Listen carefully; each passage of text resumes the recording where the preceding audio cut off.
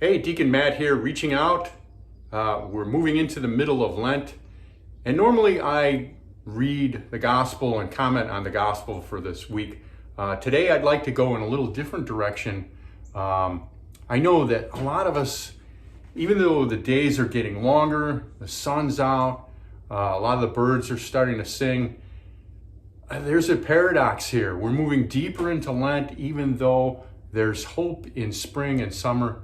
And many of us are struggling still with pandemic, still with depression and loss, family loss. I know that. I've talked to many of you.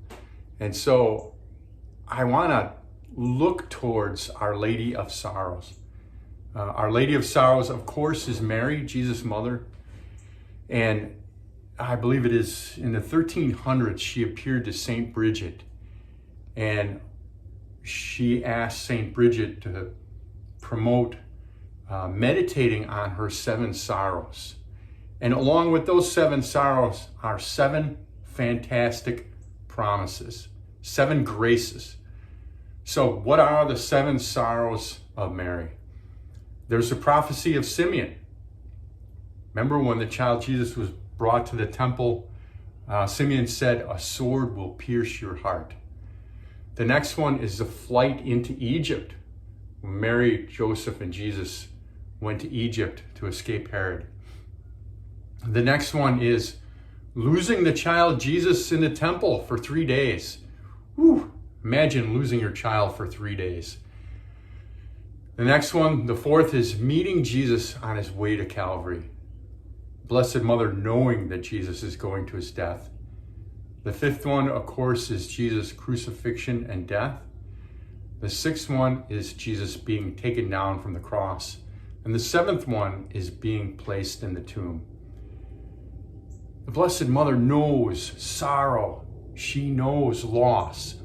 And because of that, we have a great advocate and a good mother who can accompany us in our sorrows and our trials. And so I'm urging you to turn to the Blessed Mother. Turn to her under the title of Our Lady of Sorrows. And here's the promises she gave to Saint Bridget. Number 1, I will grant peace to their families. Number 2, they will be enlightened about the divine mysteries. Number 3, I will console them in their pains and I will accompany them in their work. Number 4, I will give them as much as they ask for as long as it does not oppose the adorable will of my Son. Number 5, I will defend them in their spiritual battles.